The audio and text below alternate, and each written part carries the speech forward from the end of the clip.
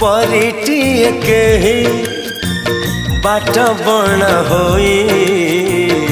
मो अगणारे आसीची ओल्हे लक्ष फगुण रे कबरी सजेई प्रीति श्रावण रे दौची भिजेई